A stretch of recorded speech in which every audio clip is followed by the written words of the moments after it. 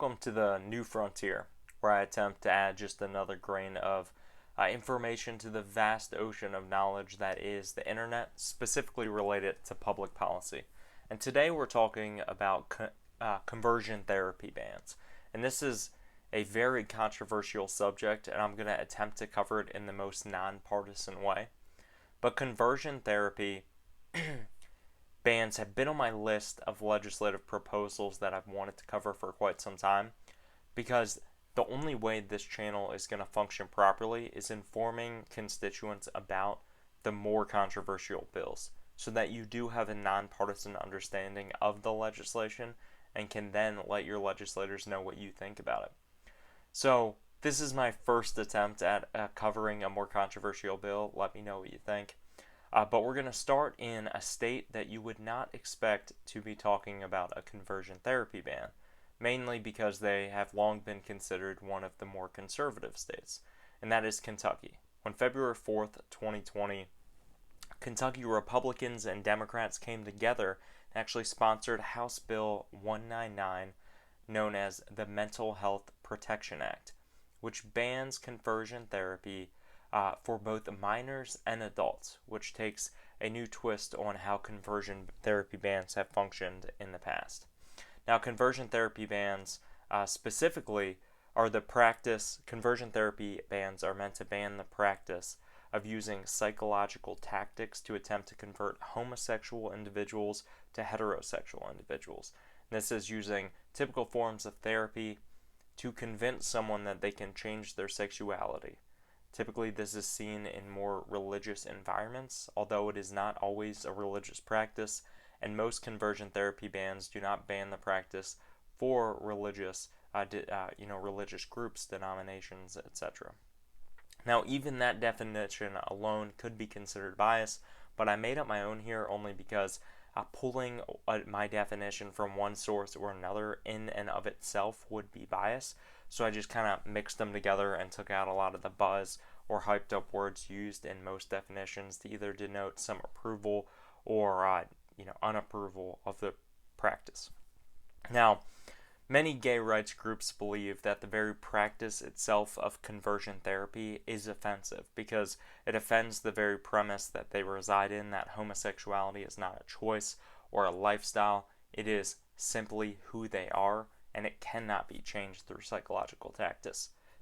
Whereas religious individuals and religious groups, they find the banning of the practice to be offensive because it is one of their only forms at solving what they believe to be a sin that can be solved. So if you did ban one of their only remedies to what they believe to be a problem, it would leave them without a solution to a problem. Now, I could go deeper into the depths of explaining which groups support and don't support conversion therapy bans, because it's certainly not every religious group, it's certainly not every Christian group, and it's definitely, the church down the street from you is probably not practicing conversion therapy, just generally speaking. These are but the point of the ban is to protect children who may be in more vulnerable positions, like religious groups that may practice this or preach this tactic. Now, from 2013 to 2019, this was when the real trend of conversion therapy bans started. 18 states banned the practice, which made up most of Democratic America, those who are in the Democratic Party, states that are blue or heavily blue. And when I saw that, I really turned away from reviewing the legislation, because I try to only review trending bills, because I don't want to make something a trend or talk about something that's not a trend, because bringing something to light itself can be partisan. But in early 2020, legislature started picking this bill back up in a very unexpected way. While most blue states had already banned the bill, red states started picking up these bills and tweaking the legislation to be accepted by the Republican Party. And we saw this first in Utah, where Republicans jumped on board a conversion therapy ban, stating that sponsoring and passing limiting legislation would assist in protecting children. Now, today we're discussing both the Utah and Kentucky bill that we've mentioned so far, and we're going to start first with Utah. In Utah, it wasn't actually a bill. It was Governor Gary Herbert who made an executive order that prevented the use of conversion therapy on minors. Now, there were still religious exceptions and exemptions in the bill, and these exceptions included allowing clergy and religious counselors, parents, and or grandparents to practice conversion therapy as long as they are not acting as therapists themselves. So as long as someone is not profiting from the practice of conversion therapy. Now, some would say religious exceptions alone don't go far enough. A lot of gay rights activist group on the national level believe that this executive order should have gone further. But Equality Utah, a gay rights activist group in Utah, actually stated that this was a great example of Governor Herbert actually living up to his promises to the LGBTQ community in Utah, and that they accepted the bill as being a bill or an order that furthers LGBTQ rights in the state of Utah.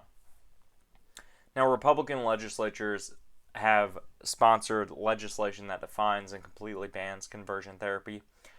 We always start with definitions. In Kentucky, they did as well.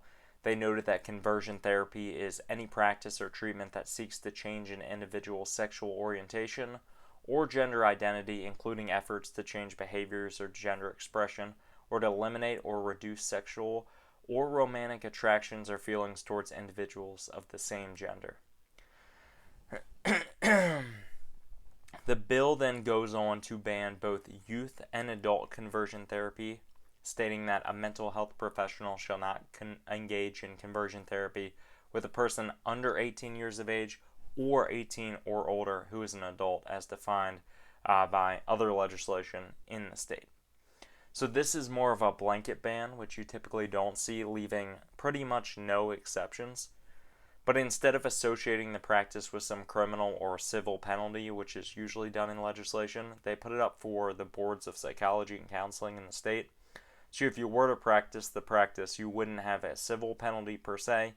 The conduct is considered in the bill unprofessional conduct and is subject to mental health professional discipline within the appropriate professional certification or licensing agencies. This would be similar to a lawyer losing their license to practice or being debarred. They expect similar penalties in psychological and mental health organizations. Now, at the end of the bill in Kentucky, the legislation adds a bit of the emphasis on the importance of a blanket ban versus just allowing exceptions or religious exemptions, and that is that it's necessary to ban the practice entirely if we're looking to prevent the emergency of mental health problems in the LGBTQ community, which is statistically much higher than it is for the heterosexual community. Now, I don't know enough about the statistics of suicide, which is mentioned in the bill as well, but depression and suicide among those undergoing conversion therapy is meant to be much higher, or stated as being much higher in the findings of these bills. I haven't done any research to confirm or deny that, but that is what these bills are stating. And both of these bills are examples of more moderate approaches. I guess you could say Utah is more moderate, Kentucky more a blanket ban. That is bringing Republicans on board across America to likely ban this practice in more than half of the states in America by the end of the 2020 legislative session. I think if you would like your legislator to propose a similar ban or not support bans that may be up for vote in your state, these two bills are great examples about how legislation can be formed around this practice of either blanket banning the practice or allowing exceptions for religious groups. It will also help you comparing the two to form legislation that you could bring to the attention of your legislature if they are not currently looking to vote on such a practice. Because it's your legislator's job to essentially do your bidding or present your proposals or support your causes as their constituent during legislative sessions, which are going on right now. So definitely take a look at these bills linked in the description along with the article I wrote up and see what you think, and really let them know what opinion you have formed on this issue, since that's the only way our representative democracy can work. Thanks, everyone.